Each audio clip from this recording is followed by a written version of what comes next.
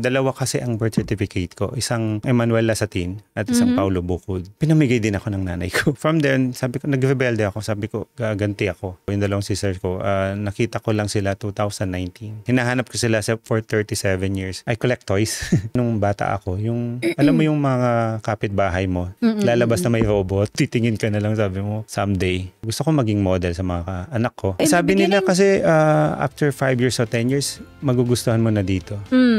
11 years na ako, hindi ko pa rin gusto.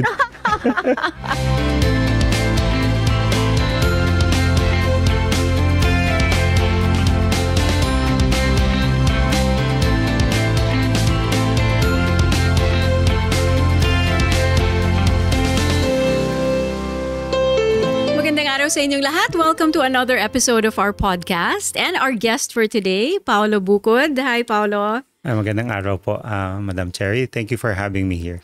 Madam naman. Cherry na lang. Cherry na lang. Sige. Paulo Cherry, ganun. Or else I'll call you sir din. No. Okay, so kwentuhan lang po itong ating podcast. We'll try to get to know Paulo together. I know a little bit about him, but still not a lot. Kanina, pinipigil ko yung mga kwento niya para dito na lang tayo magkwentuhan. So, first of all, tell us a little bit about yourself na muna. Sa Pampanga ako, Angeles City. So, from Holy Angel University. I graduated Industrial Psychology, Computer Science, at madami pang iba. So, you finished Industrial Psychology and Computer Science? Oo. Okay. Tapos nagparalegal ako dito. Nagparalegal ka dito sa Canada? Oh, okay.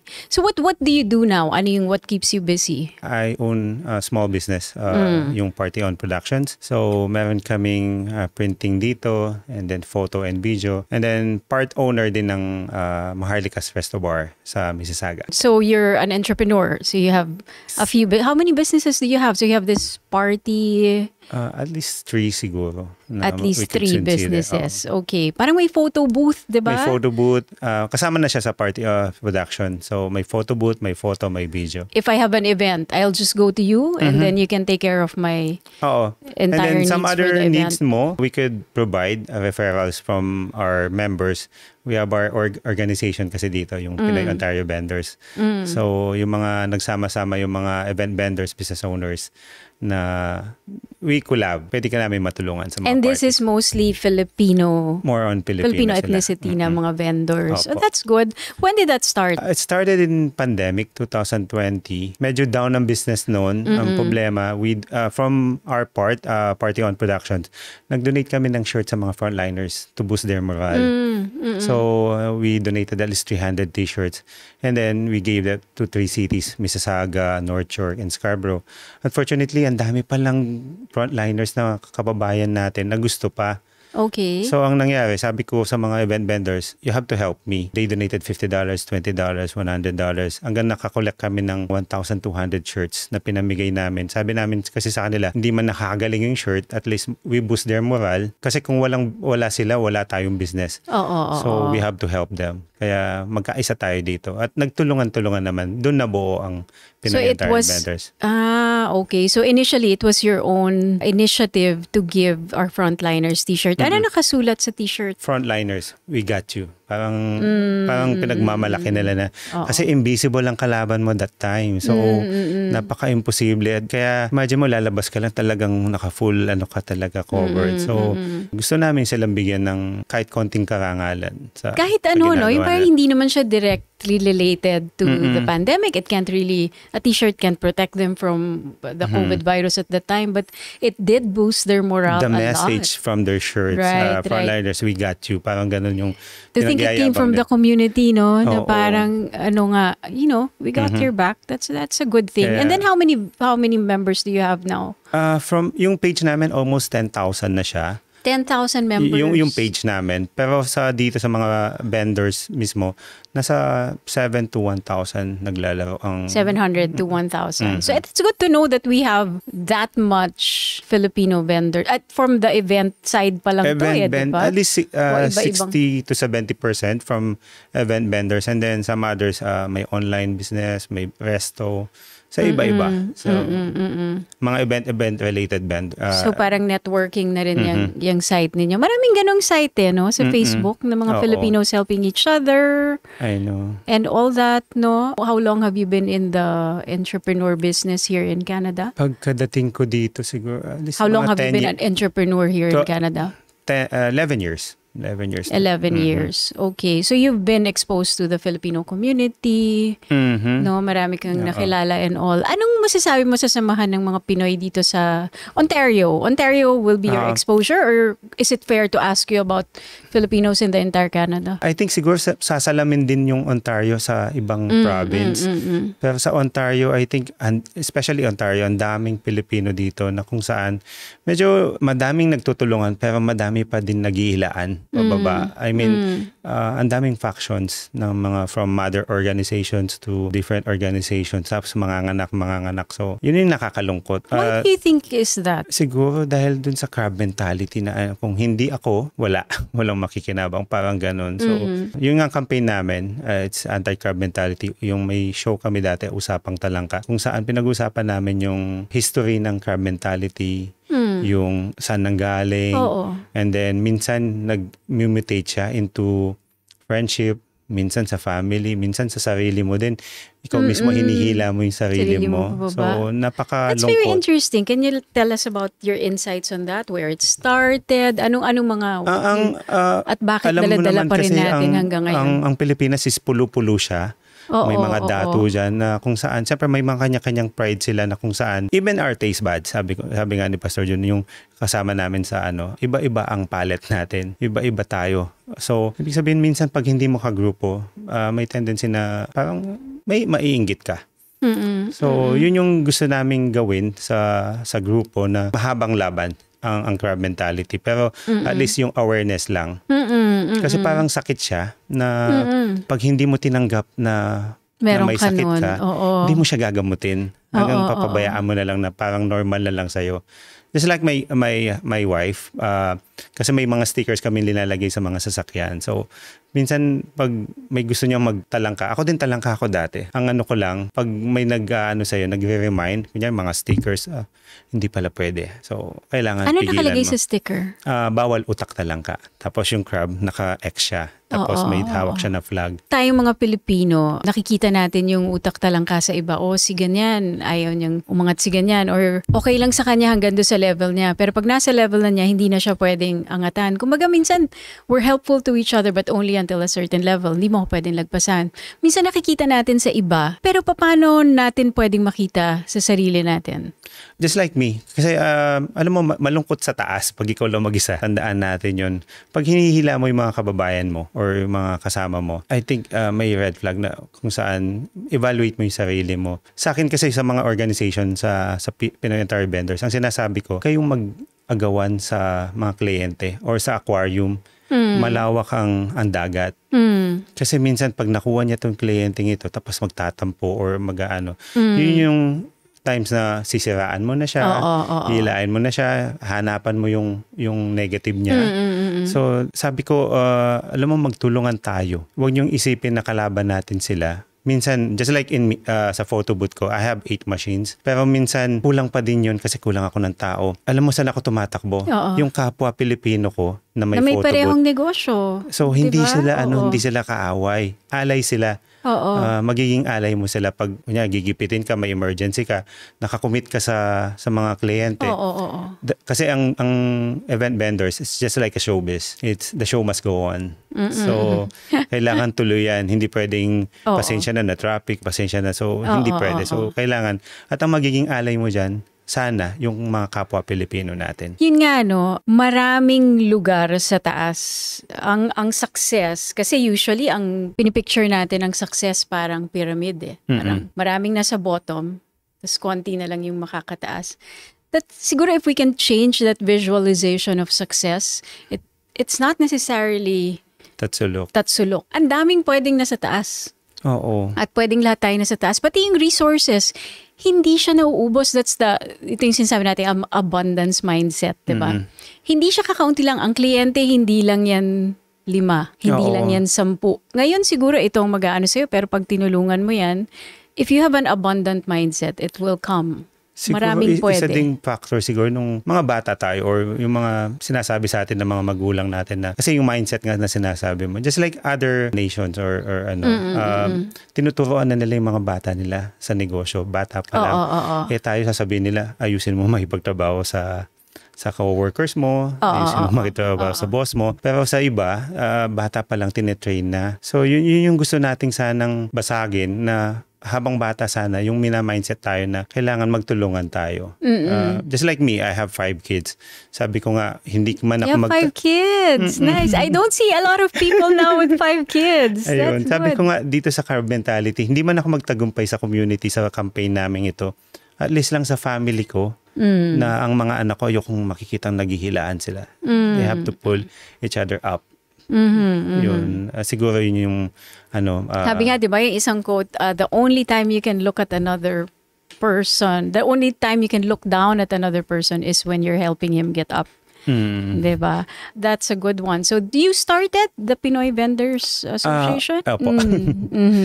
So, entrepreneur, have you always been an entrepreneur since back in the nung Philippines? bata ako, I think nagtitinda ako ng ice candy. Oh, okay. You already had that entrepreneurial mindset. Parang, oo. Siguro dahil yung sa other side. Ano naiisip ko? Anong flavor ng ice candy mo? May bili kami ng Kasi Del Monte nun. Yung dalata lang. Tapos may Tas mix yun namin. Tapos lalagyan namin sa ilalagay mo. plastic yun. Tapos pentel pen. Tapos sa gate lang. Oo. Tapos may kakatok. Magkano? bibili. 50? 50 centavos? Hindi. 25 cents lang yata. Mura pa nun sa... Oo, di ba? Yung lalagay mo sa plastic. Oo. Kasi mainit kasi sa Pilipinas. So lahat Okay. ng binibenta mong malamig dun, I think, pumapatok. When did you go to Canada? At bakit? 2012, natapos yung trabaho ko sa Philippines. Supposed to be, I will be here 2007. Ang sabi ng mga boss ko sa Philippines, sa politics side, patapusin mo muna yung term namin. So, pagkatapos ng term nila, dun inayos ni Mrs. yung paper ko. Your wife was in Canada first. First, petition siya ng tita niya. So, landed immigrant na kami. Petitioned as a... Kasi wala siyang kasama dito. Okay. Doon kasi sa isang show natin sa Immigration 101, pinag-uusapan natin yung mga kung sino pwedeng i-petition. So, pwedeng... Humanitarian and compassionate, doon siya dumaan kasi wala siyang relatives ibang dito. relative. So, they got your wife. So, magkahiwalay kayo ng 2007 to 2012. Oo, 5 years. 8, 9, 10, 11, 12. 5 years. Oh, how was that? Kasi every year umuwi naman siya. So, then yung technology naman, madali, may internet. Unlike before, talagang sulat at voice. So, tell us about your life in the Philippines before you moved to Canada. Yun, I was an activist and a fratman in the Philippines. I belong to Tau Gamma Pi. I think the largest fraternity in the Philippines. And then sa activist side, I was the founder sa political ng school namin. And then I involved in lots of activities there. So, tapos... So, ever since talagang active ka na sa group, sa community... May goal kasi ako. May gusto akong patunayan sa father side ko. Kailangan, kasi kung nagrebelde ako actually. So, simulan natin yung storya na yun. Yung bakit nagkaroon ng ganong parang you wanting to rebel against your father's side? Kung titignan mo, dalawa kasi ang birth certificate ko. Isang Emmanuel Lasatin at isang Paulo Bukod. So, dati ang pangalan ko is Manuel Lasatin. Ang mami ko at saka ang dad ko, boyfriend-girlfriend. Ang typical Filipino movie, hindi siya tinanggap dahil siguro sa status. Hindi tinanggap Ang yung... nanay ko. So, nung family ng father mo.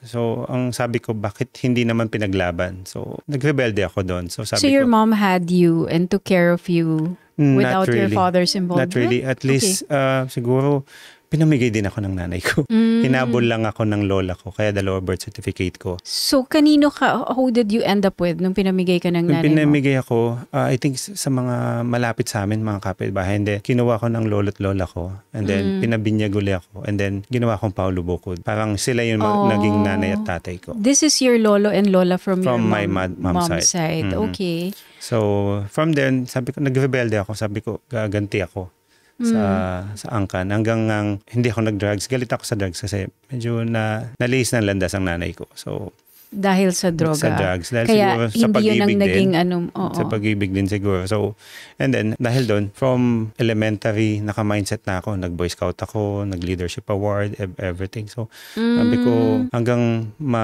siguro ma-discover ako ng other camps, ng kalaban sa politika ng mga Lasatin, Nepomuceno. I was the chief ng political affairs ng mayor namin sa city. So kami nag-strategize ng mga campaign from local para matalo namin yung campaign ng lahi ng dad ko. So you Sa helped the political opponent of your father's side. Opo. Ayun. So hanggang 2010 yung term. And how did that feel? Hindi siya ganun kasaya kasi unfortunately 2001 na namatay yung dad ko, si Maning. Hindi ko siya napakitaan ng kailangan kaya kong gawin.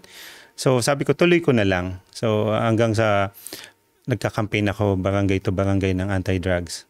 So sa mga kabataan, dahil never ako nag-smoke, nag-try, although fratman and aktivista ako, pero galit ako dun sa mga ganun.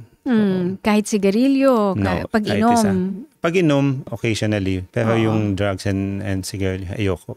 Oo. So you never met your dad? Nag-usap kami ng second year high school ako. Sabi niya mag-uusap kami. Kilala niya si ma'am, in-acknowledge niya naman, pero yung sa akin parang nag-uusap kami.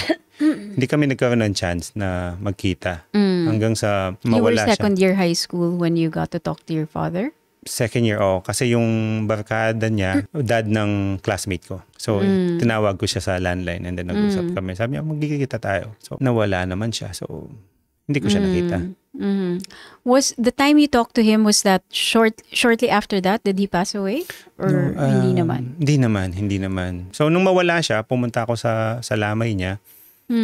Nakita ko yung half-brother ko doon. Pero hindi ako nagpakita. Sa likod lang ako. And then hanggang sa makontak ko siya, yung half-brother. Yung half-brother mo. Malabas kami. Sabi ko sa kanya. Ito yung pamilya na kasama ng father mo, kumbaga. Yung mas matanda ako sa kanya. So, kuya ang tawag niya sa akin. Pero hindi namin na-confirm. Sabi ko, gusto mo pa DNA test tayo para malaman natin. Kung hindi, magkaibigan tayo. Pero mukhang napigilan siya ng side niya. Hindi man ako naghahabol sa mga mana. Pero mukhang ganun ang nakita ko. Pero okay lang. Hanggang sa lumalayo na siya sa akin. Okay. So ilang kayong magkakapatid? Sa father, I think isa. And then sa mom ko, 3 kami. Pero yung dalawang sister ko, nakita ko lang sila 2019. 2000? 19. Hinahanap ko sila for 37 years. Sister mo from your mom's side? From my mom's side. Okay. Oo. Pinamigay sila nung bata sila sa Clark Air Base. Are they younger than you? Oo. Okay. So, ako yung panganay. Okay. And then, yung pangalawa, matanda ako ng 3 years sa kanya, si Julene. Eden ang pangalan niya sa amin. Then si Malia, yung na-meet mo nung IFCNA. So, first time ko silang ma-meet nung 2019 na hindi nila alam may kapatid sila. Pero silang dalawa magkakilala sila? Magkakilala sila kasi unang pinaampon si Bunso. Okay. Nagtatrabaho kasi si ma'am ko noon sa mga orphanage, tumutulong yung mga puti noon. Oo. Nasa tiyan pa lang siya yata, sabi, kinumpromiso na siya. Yung pangalawa, kasama ko sa bahay. Kaso pinamigay ng lola ko sa mga other relatives namin. Kasi 12 ang anak ng lola ko. Plus ako, plus yung pinsan ko. So, ibig sabihin, 14 kaming inaalagaan niya. Hindi man ako sumakit ang loob kay lola kasi madami nga kami. Pero alam ko, binigay niya sa kamag-anak. Pwede ko siyang makita. 5 years old ako noon, 3 years old si Eden. And then, bigla na lang pumunta ang mami ko doon. Parang teleserye na kinuha niya yung loob ng bata. And then sabi, bibili lang daw sa kanto after a week or ano. Binigay niya doon sa pinagbigay na sa isang kapatid ko. So, kaya magkasama sila. So, magkakahiwalay kayong 3 lumaki in different households. Oo, pero nung 2 years old yung kapatid ko, binigay niya dun pinagbigay niya sa bunso. Naunang naampon si bunso. So parang naging magkasama na yung magkasama dalawa. na sila sa dalawa. Okay. Good and bad kasi Oo. hindi ko sila nakita, lumaki. Pero at least magkasama sila. Oo. Ikaw yung nahiwalay sa kanila. But then you found them after 37 years. 37 years. Kasi nung nag-heart to heart talk kami ng mom ko, kala ko isa lang ang pinamigay niya. Hindi ko alam si bunso. And then si Malia, yung nakita mo. So sabi niya, may picture siya sa alam mo yung salamin, tapos nakadikit doon. Hiwalay kasi, hindi kami nag-uusap talaga. Nag-heart to heart talk. Sabi niya, dalawa ang ang kapatid mo. So, hiningi ko yung dalawang picture, yung pinakita ko. Hawak-hawak ko yun. So, nung makita ko sila sa Facebook, pinadala ko yung pictures na yun. Kasi nung bata ka, kahit matanda ka na, alam mo yung itsura mo nung bata ka. Kahit gaano pa katanda So, parang pinanawagan mo sila sa Facebook? Actually, nananawagan ako sa Friendster noon. May Friendster, may Friendster pa noon. Tapos, bala ko pumunta, kala ko nasa Texas sila. I want to go to Texas. Mandikit lang ng mga posters nila, picture nila sa mga poste. May Facebook na. So, pinadala ko yung yung picture nila. Sabi niya, do you recognize this photo? Sabi ko dun sa message. Nandito pa sa text. Sabi niya, the left side is me, the right side is my sister. So, umiyak ako. Kasi, kala ko namatay na sila sa gutom. Kala ko nasalbahe sila. Tapos, si Mrs. namamalengke, pagbalik niya sa kotse, sabi niya, ba't ka umiyak? Buhay sila. I have to go to US. Sabi ko, magpapabook na ako ng ticket. Although mahirap paliwanagan kasi ang daming, yung na-meet mo si Malia, may anak siyang dalaga. Sinesermonan niya, sabi niya, huwag kang maniwala sa internet, madaming predator. And then, heto ako, magpapakilalang kapatid. So, mahirap paniwalaan. So, hanggang sa mag-exchange kami ng message, pictures, mga resemblance ng tita ko, kamukha niya.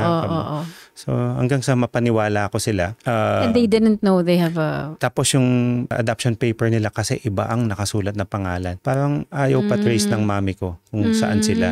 Kasi pag gusto mo talagang umunlad ang anak mo. So, may picture ka nila pero hindi mo alam yung pangalan nila? Alam ko yung pangalan nila pero yung pangalan ng nakalagay sa adoption paper ng nanay namin, iniba niya. So, hindi nila alam may kapatid sila. Gusto nilang hanapin pero wala.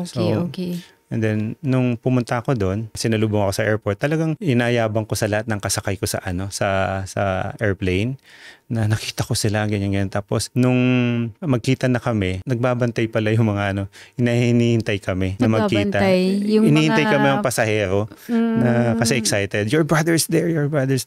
So, and then, first time ko silang makita at mayakap. Ang sarap ng feeling. When was this? Anong year 2019. Wow, very recently, no? 2019, 5 years ago. 5 years ago. And then... You met your sisters. Two younger sisters, sisters, oo. Okay. So, nakumbinsi ko sila and then I call all my relatives kasi 12 ang anak ng lola ko. Merong New Zealand, merong Australia, merong lahat. Tinawagan ko, sabi ko, mag-reunion tayo for lolo and lola. Kunyari lang. Pumayag naman sila pero ang agenda ko talaga is to welcome my sisters. Inuwi ko sila doon and then bumaba yung malaking tarpaulin na welcome to the family. And then, ng reunion namin, nagkanta kami ng welcome to the family. So, namit namin. Namit nila ang mga cousins nila. Wow, kilabutan ako. May mga pictures ako doon, tsaka videos. They went to the Philippines. Itong dalawang sister mo. Yung isang sister ko lang. Isang sister mo lang nakauwi. May ibang kwento doon. So, wala siyang papers. Kasi medyo na-list din siya ng landas. So, unfortunately, last 2 years na trip namin sa Las Vegas, yun yung last na pagkikita namin. Ang kulay ng buhay mo, no? It's very... It has a lot of twists and turns. Sabi mo nga, pang teleserye. Baka mas mas marami pa yatang plot twists kesa sa teleserye. Iba pa yung love story namin. 3 times kami nagtanan ni Macy's. Sige nga, can you tell us the story about you and your wife? My wife, nung childhood, college sweetheart kami. So, nakita ko siya sa school. Ang problema, I was the founder ng political party namin sa school. So, lahat ng mga aktivistang rally doon, tsaka kino-cover ng publication. So, nakikita pala ako ng tatay niya doon sa mga papers. So, galit na galit sila sa akin. Aktivista, ayaw nila, fratman. So, hanggang magtanan kami from Angeles City. How old were you then? College ka pa lang? College kami noon, college. And then, kinuha siya sa apartment namin. Nag-apartment na kasi ako noon. So, and then, second namin pagtatanan sa Manila. Naayos niya yung papers niya sa papunta dito. Takot ako baka yun na yung last namin pagkikita pag nandito siya. So, tinawagan ko yung mga kasama ko aktivista sa Manila. Kinidnap namin siya. Nagbihis yung mga babae na nakasalamin and then hinila siya habang naglalakad sa Kinidnap namin. tumira kami sa Manila. Teka, alam niya na alam niya. Oh, alam niya. okay. Text Katakot pa for nun. her kung Oo. ano. And then, nung umuwi kami sa Angeles, namanikan kami. Ayaw isama. Ayaw pa rin. Ayaw pa rin. Sabi niya, Ayaw ikaw pa na rin. naman. Sabi ng mga magulang. So ayaw. So hanggang tinago na siya sa akin. Tapos, hinanap ko siya, pinahanap ko sa mga brads ko sa Apalit, sa ano. Hindi namin makita. So, isang gabi, umakatok siya. Nakatakas pala siya.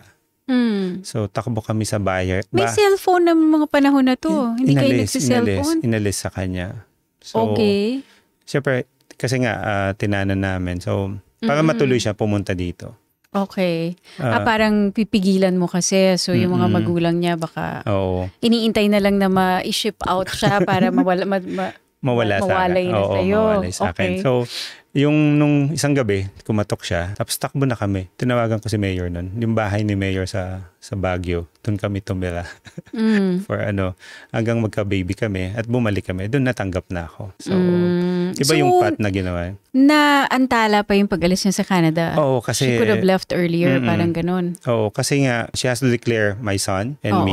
Pero kailangan hiwalay kami sa status nun. May category kasi, si tita niya, yung may category sila sa sweldo or sa na kung saan dapat kaya niyang buhayin ang asawa ko. Tapos kung may dependent siya, so may mga ganong. So na-delay ng konti yung pag-alis niya. Thank you. So, kinasal kayo sa Philippines? Sa Philippines, 2009. Umayag na rin yung mga magulang na kumbinsi mo na rin. Ilan ba silang magkakapatid? 6 sila. 6 sila. And she's the? Second to the youngest. Second to the youngest. So natuloy siya dito and then sumunod ka after 5 years. Ilan anak nyo when... Kasi isa lang, nung umalis yung siya, panganay isa pa ko. lang. Si Kurt. Tapos, buti na kumbinsi ka na rin na pumunta. Did you want to go here also? Sabi nila kasi after 5 years or 10 years, magugustuhan mo na dito. 11 years na ako, hindi ko pa rin gusto. Hindi na. Gusto ko yung actually, mas malinis ang kalakaran dito in terms of sa mga politics, sa service ng government. Pero yung inahanap mo pa din yung saya sa Pilipinas na kung saan ka lumaki. Sabi ko nga, mas masaya pa yung Halloween dito sa Pasko. Mas masaya pa yung football dito kaysa sa election. Sa atin sa election talagang piyesta. So, walang tulugan, tas lahat ng tao na sa labas. Bumoboto, pati mga patay. Kasi diba? Kasi yung exposure mo sa Pilipinas, you're very entrenched in all the activities na masaya na hindi mo makikita dito Medyo nakaka-relate tayo to each other kasi you were in politics and I was in media and we're in the same, pag elections, we're both active, diba? So I can tell what that kind of environment it is that you are missing here in Canada. Okay. So if you were to have a choice, you would still want to live in the Philippines? For security siguro hindi masyado na kasi masyado nang madumi ang politics sa atin. At the same time, yung quality of service na binibigay ng gobyerno ngayon sa atin, medyo nagda-doubt na ako. Sabi ko nga, ako lang yung Pilipino sa bahay namin, sa bahay namin. Lahat sila Canadian citizen. Ako lang yung PR. Pero dahil sa nangyayari sa atin, I think siguro para sa mga anak ko, mag-a-apply na ako ng citizen. So you were holding off on your citizenship? Parang ayaw mo pa rin bitawan? Pwede ka na mag-dual. Pero you have to denounce first yung pagka-Pilipino mo na napakabigat. Madrama. Being pero, an activist, being in politics. Pero masyadong mabigat. For me, sa akin lang naman siguro. It's a process, So, I think kaya ko nang bitawan for now and then mag-dual. Pero I don't know when. No, it's a very good insight, no? Kasi even that, I'm sure a lot of Filipinos go through that, yung i-denounce sila yung pagiging Filipino nila. It's not as simple as just denouncing it. Even if you've been living here for a long time, even if you like a lot of things about Canada already, iba yung identity mo, yung parang, tatalikuran ko na ba talaga to? There is a process to that. There's a mental and an emotional process to that. It's a long process. I think 11 years ko na pinaprocess. So, I think, hindi ko alam saan pupunta. Pero ano, you're thriving here, you're doing all these things, you're busy with all your activities, you're wearing a lot of hats, events. Ano ba yung mga hats na sinusuot mo, Paolo? So you're doing events, you are Minsan of nagluluto course, din ako. a father, as a business or sa sa shop. bahay lang? Sa bahay din. Kasi asa Kapampangan, alam naman natin, okay.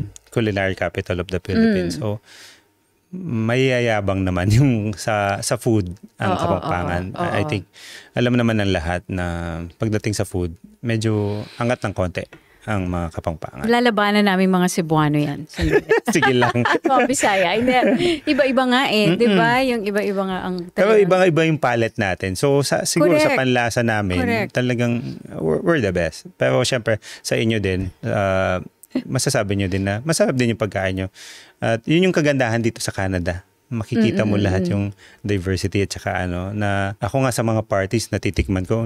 May Ilonggo Association, party, o kaya Cebuano. Then, papakainin ka nila. Iba yung lasa. Masarap. Ito yung kagandahan kasi nung nagparalegal ako, talagang problema ang binubuo sa akin sa office. Hanggang sa mag-quit ako. Sabi ko, dito sa event industry, sinisingil ko na sila, nakatawa pa sila. Di ba? Sa law office, tatrabahuin mo yung file nila. After 2 months, 3 months, tapos na yung file nila, sisingilin mo, hindi sila makapagbayad. Small claims mo sila. Magiging kalaban mo pa. Nakaka-stress din yun. Sabi ko, hindi ako siguro para dito. Kasi that's why sabi ko nga dun sa ibang I salute paralegals and lawyers na kaya nilang sumalo ng mga problema ng mga tao na kung saan napaprocess nila. Pero for me siguro, I salute them. Pero for me, it's not for me. It's not for you. I was actually thinking of that kanina kasi knowing your past, yung daming sakit na pinagdaanan mo when you were starting from when you were an infant until the time you had to move here and maybe until now, syempre may residual pa yan. But like the businesses that you are into now are all, it's in the business of entertainment. It's in the business of celebrating people's milestones, diba? Tapos ang mga vendors yan pag Pasko, maraming mga event. Sobra. So, I guess dun nga, bumawi nga na parang dito ka na sa masasayang mga negosyo. Oo. It's about time ako naman. Dati nang malungkot ang buhay. Which is true. I want to ask you a little bit more about your involvement in politics in the Philippines. Up to what extent? Anong pinagserbisyohan mo doon in politics? I was the chief ng political affairs ng mayor namin. Pero bago yun, chief of staff ako ng majority floor leader ng city council for I think 5 years and then 3 years mayor. So at least nag-serve ako at least 8 years and a half sa politics.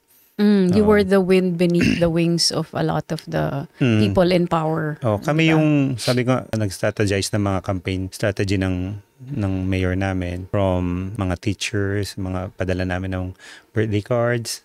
Pero hindi alam ni mayor, syempre. Yung mga ganun. Tapos yung mga maliliit na victories namin doon sa mga tricycle at saka sa mga jeep na kung saan yung mga, especially tricycle, when you say special trip, it's yung presyo niyan, unlimited silang magpresyo. So hanggang sa sabi namin, we gathered all the presidents ng mga TODA and then we told them na mayroon tayong tarifa na kailangan sundan. Ito yung mga prices from zone 1 to zone 2. Ceiling na. May mga ceiling. And then nag-take kami ng pictures nila ng mga president and then picture ni mayor and then nilagay namin sa terminal nila. Kunyari, TODA and then with the pictures of them and then may hotline kami.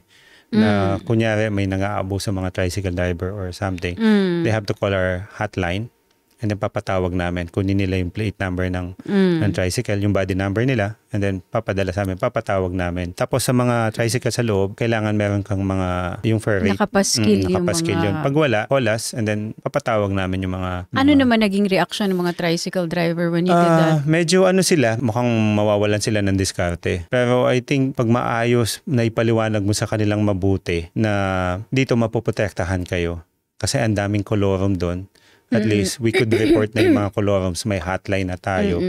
May coordination tayo sa mga PTRO, yung mga nag-aano ng mga transport namin sa city. So may protection kayo at magiging maayos ang kalakaran ng transportasyon sa atin. So you became heavily involved in the local government. Local, oo. Oo, sa sa Angeles, sa Pampanga. Opo. And also, did that carry off to Congress nung naging... Hindi. More So, on ano lang local ako, local government. lang sa city namin. But local is where the projects really get delivered. Doon ang Di ba? doon ang laban. Oo. Tsaka iba ang kulay ng ng local elections and local politics in the Philippines. Depende sa region yan. Oo. Pero may mga sarili-sarili. Kasi when you said kanina na syempre meron ka pa rin matinding pagmamahal para sa Pilipinas, pero ngayon iniisip mo kung magre-renounce ka na ba at magiging fully Canadian citizen ka na. Nabanggit mo kanina na o kaya lang kasi nakakadismaya na yung politika natin doon. I also want the audience to realize that when you say that, you actually know what you're talking about because you have served in government. Hindi ba? And also, if there are Filipino politicians watching us, maraming umaalis sa bansa natin dahil sa sistema ng politika natin. Minsan hindi lang yung politiko but the system itself is enabling the kind of government that we have, the kind of way we run things. Nakakalungkot na pag may maayos sa gobyerno. Maraming aalis na lang kasi kakainin ka ng sistema. Alam mo bakit, Madam Cherry? Ang problema natin sa Philippines, ang election doon is napakamahal. In a sense na alam naman natin may ceiling ang COMELEC for certain voters na gagastusin. Pero hindi nangyayari yun. Maganda nga dito sa Canada, walang pinapaskil na dinidikit. Imagine mo sa gate na lang nyo, magpo-post yan ng poster, tatakpan yan ng kalaban, tatakpan mo ulit, tatakpan ng kalaban. Oo, sa gabi may nagtatanggal. It's not the materials It's the labor. It's yung pagod, yung Kaya ang problema, talagang gumagastos yung mga politiko sa atin. Dahil sa mga ganyang sistema. I think kung aalisin lang yung mga ganyan, kasi alam naman natin pag gumastos sila, mawawala yung moral nila kailangan mabawi ko yung ginastos ko. So, yun yung nagiging isa sa mga factors kung bakit ganyan ang political system natin sa Pilipinas. Magastos ang election. Sabi nila, dito 45 days ang campaign natin doon. That's not true. Ano yan? Kakaupo mo pa lang. Ang problema, ang advantage nga ng incumbent, 70% ng resources they could use for them to campaign. Kaya ang problema, naghahabol yung opponent niya dahil may 70% advantage na siya. Kaya gumagastos, lumalaki ang gastos nila. Na kailangan bawiin. Pag nanalo sila, nabawi nila. I think one of the factor. That's true, no? Ano tingin mo? What are you thinking about in terms of anong solusyon dyan? Ang linalaban namin nun, yung federalism. Pero hindi siya CONAS, hindi siya Constitutional Assembly. Maging CONCON. Yung true CONCON na kung saan yung talagang nararapat umupo para baguhin yung saligang batas natin. Siya yung manaig. Kasi sa saligang batas ang nagpipigil sa tamang progreso natin? Unang-una ang mga nakaupo. Sabi ko nga kanina, yung mga nakaupo ngayon, may-ari ng hospital, may-ari ng school. So, paano sila gagawa ng batas na kung saan maapektuhan yung business nila? Kunyari, sa tuition increase. Kami nung aktivista kami, wala kami gumagawa. Basta pag sinabi lang tuition increase, ang gagawin lang namin talaga is magingay, isarado ang school, tapos bababaan lang ng konti, negotiations. Pero hindi talaga namin hawak yung pagpapatupad ng pagtaas ng matrikula. So, ngayon, nung mawala daw kami sa school, so skyrocket ang tuition ng Holy Angel namin. So, kasi yung mga nakaupo, sila rin ang may-ari ng mga negosyo. At sila rin ang nagko-corner nung mga kontrata na galing sa gobyerno. Siyempre, minsan wala sa pangalan nila. Pangalan ng... Kasi bawal yun bawal. Pero they have a way of going around it. Madami kasing loopholes. Actually, madaming batas sa Pilipinas kung tutuparin lahat yun. Yun na nga Hindi natin kailangan ng gumagawa ng batas. Kailangan natin magpatupad. Unless it's the whole overhaul of things, no? That's why even before I left the Philippines, when I was in CNN Philippines, kind of my stand and my message was consider the change in government. Ang hirap kasi it becomes very controversial dahil sa mga taong gustong magpatupad nito for their own advantage. Pero kailangan talagang isipin kasi yung sistema, maraming safeguards yung sistema natin. Hindi ka na nga dapat makalusot dahil sa dami ng safeguards. Pero yung mga nakaupo, sila yung marunong magpaikot-ikot doon sa safeguards na yun. Sila pa rin yung nakakalusot. Ang hindi nakakalusot ngayon, yung mga new players na kailangan gustong pumasok. Sabi ko nga, lahat ng organization or yung gobyerno natin, magaganda lahat yan. Ang problema lang, kahit sa mga organization, sa militar na lang, kaya natayo ang military to protect our people. Ang mga ibang nasa kaliwa, nagtayo sila ng org to protect yung mga naaapi. Pero minsan, nasa tao talaga ang problema. Hindi sa kilusan, hindi sa organization. So, medyo mahabang laban. That's true. That's true. How do you deal with that? Knowing all these things, all the dirt, for example, in politics, how do you deal with that? Even I guess I can relate this, all the hurt that you that have gone through in your life, that sabi mo nga parang teleserye. How do you deal with that enough to make yourself productive and just be a better person? Napuprostrate ako. Especially, siyempre, inang bayan natin yan. Gusto ko din kahit paano doon ako mag-retire. Pero imagine mo, nadidinig mo, magkano na lang ang tao doon if you want to, may pinapapatay sila or something. So, nakakalungkot for security. Ang presyo ng buhay. Kumbaga. Okay. Diba? Hindi na ganun ka ano. Kumbaga, I think isang kamay na bakal na hindi naman na kung saan may mabuti. Iba kasi ang mabuti sa mapagbigay or something. Kailangan siguro gumanap ang gobyerno na ang daming resources natin sa Philippines na kung saan, kung hindi lang binubulsa ng mga politiko yan. Nung panahon ng Marcos, hindi naman ako maka-Marcos, pero nung panahon ng Marcos, ang mga nagnanakaw dyan is mga cronies niya lang. Pero dito sa ngayon sa sistema natin, ultimo barangay tanod, barangay kagawad, mga SK, may na sila, may dugunan ng corruption. So, yun yung medyo magiging hamon sa atin. Kaya nga sabi ko, mas kung isusulong natin talaga yung CONCON na kung saan talagang mapipili natin yung dapat mag-ano ng saligang batas natin. Kung sino yung uupo doon at magdidesisyon. I think may pag-asa pa. Pero hindi ganun kadali. Pero may pag-asa pa. In the meantime, we live our daily lives with dignity. We live our daily lives with the values that were taught to us, honesty. Kasi you can't let that get to you eh. You have to function knowing all these things that surround you. Hindi ka naman pwedeng basta na lang ma-frustrate with that. And then you have your family. Let that debilitate you, diba? Oo, you have your kids to deal with. Be a good model to your kids. Kasi hindi nakikinig ang mga bata sa sa salita eh. Yung nakikita nila sa'yo is more important than what you actually tell them. I know. Sabi mo, wag mag-gadget, tumigil sa telepono, tapos ikaw lagi ka nakatingin sa telepono. It doesn't matter what you say. Oo. Diba? Wow, that's quite a colorful life that you have lived. What's in store? What other things do you think should people know? Same pa rin siguro na lumalaban sa buhay. At the same time, maging patas sa mga kapwa. Tuloy lang, wag bibitaw. Kasi pag bumitaw ka, parang sinabi mo wala nang pag-asa. Sayang naman yung umaasa sa'yo, especially sa family mo. So, gusto ko maging model sa mga anak ko na paglaki nila, na lalaki silang mabuting mamamayan, kung saan yung mga ginagawa namin, sabi ko, it's a long battle, yung crab mentality. Pero, I think gusto ko tuloy nila. Okay, yung legacy mo ituloy din nila kasi for sure, until their generation yan, meron. Oo. Okay. What do you do to de-stress? What do you do for fun? I collect toys. So, na-feature na ako dito kay Andy. Sa toy collector. So, sabi ko, unwanted child ako, adopted nung bata. So, wala kaming kakayahan. Ang lola at lola ko walang kakayahang ibili ako. Kung meron man, huwag na. Pagkain na lang.